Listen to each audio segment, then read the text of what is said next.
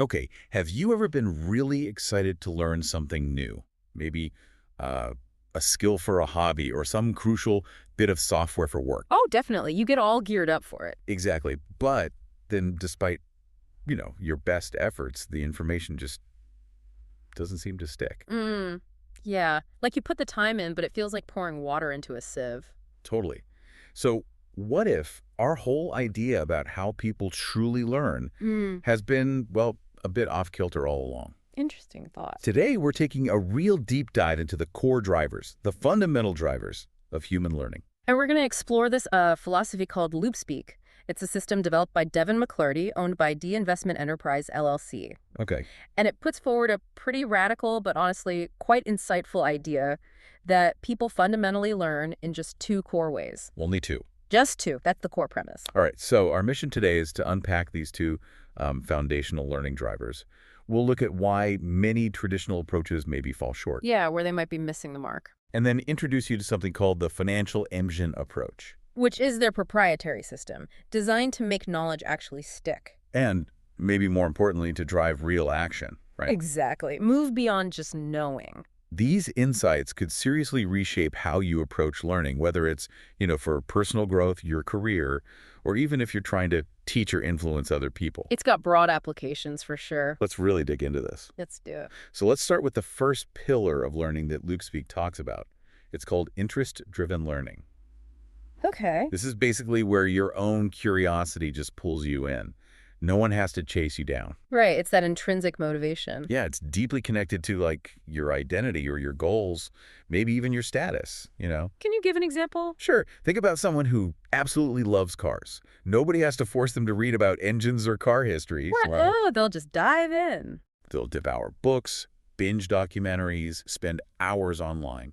Just pure, unadulterated interest driving it all. Makes sense. That's the pull. So if interest is the pull, what's the push? Ah, that's the second pillar McClarty identifies. Situation-driven learning. Okay, situation driven. This is learning under, well, serious pressure. You're not learning because you want to, necessarily. But because you have to. Exactly. You cannot afford not to learn it.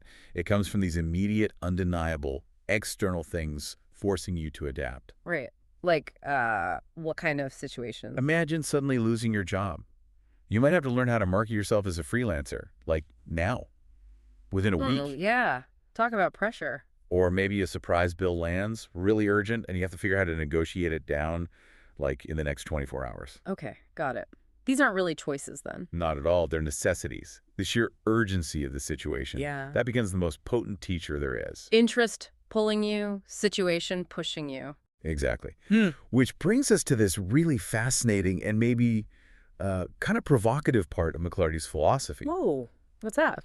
He argues that most schools, courses, and even corporate training try to teach outside of both interest and urgency. Outside of both, that's a Oh, That's a big claim when you think about education it systems. really makes you pause, doesn't it? It absolutely does. And it's provocative because, well, so much of formal education with mass instruction and standard curricula, it inherently struggles, right, to tailor things to individual interest or create that immediate felt urgency. Yeah, it's hard to do at scale. Very hard. And the consequence, according to McClurdy's work, is pretty profound. The information doesn't stick. The brain doesn't have a reason to keep it. No reason to keep it. It's like, remember that analogy they use? Giving someone a fishing manual in the middle of the desert? Right, I remember reading that. No water, no hunger. No hook. The knowledge is technically there, but it's totally irrelevant to their immediate context, so the brain just, it discards This it. is that as noise. Pretty much. It's not just forgotten, it's actively dismissed because it doesn't seem relevant now. That fishing manual analogy is so vivid, it really nails the problem, doesn't it? It really does. So, okay, if traditional methods are often missing these two crucial drivers, interest and situation, what is the proposed way forward? How do we actually harness these natural drives? Well, that's where D Investment Enterprise, LLC's The Financial Engine approach comes in. the financial engine approach. Okay. Okay, how does that work? So what's fascinating is how it aims to work. They call it the financial engine because it's designed to really drive action like an engine does. Right, makes sense. Often by linking learning directly to tangible outcomes, sometimes financial ones, or highlighting the significant cost of not acting. Creating that urgency. Exactly. The system aims to, and I'm quoting here, Create an emotional hook so you want the knowledge, and then we show you the cost of not acting so you feel the urgency. Interest plus situation. Mm-hmm. Merging them. Precisely. This interest plus situation learning framework isn't just about transferring knowledge. It's specifically engineered to make people not just hear you, but move. It's about behavior change then. Getting people to actually do something. That's the core goal. And they've even got it systematized, right, into a practical blueprint. Yeah, a 5-step framework. They call it the loop speak framework in action. Loop speak framework. Okay. The loop, suggesting that continuous cycle. Exactly. Reinforcing learning and application. And speak probably referring to how you communicate to engage those drivers. Got it. So let's walk through those 5 steps. How is this actually designed to drive learning and action for you, the listener? Okay, step 1 is identify the hook. The hook. This is all about making it personal. The goal is to show them why it matters to them personally.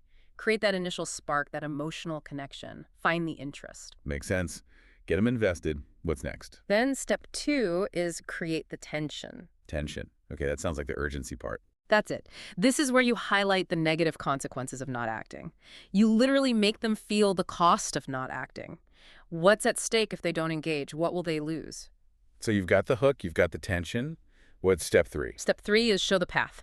Once that tension is there, you don't leave them hanging. You give them the smallest next step possible. Keep it manageable. Exactly. Clear, small steps removes that feeling of being overwhelmed, makes taking action actually seem achievable. Okay, hook, tension, path. What's 4? Step 4 is deliver the win. This one's crucial. A quick win. Yeah, for positive reinforcement, for building momentum. The aim is to get a quick, visible result, something tangible right away that validates their effort and makes them want to continue. Nice. That feels good, encourages more action. And the last step. Step 5 is loop the cycle. This is about making it last. Right, the loop part again. Exactly. You keep tying lessons to interest and urgency until action becomes habit.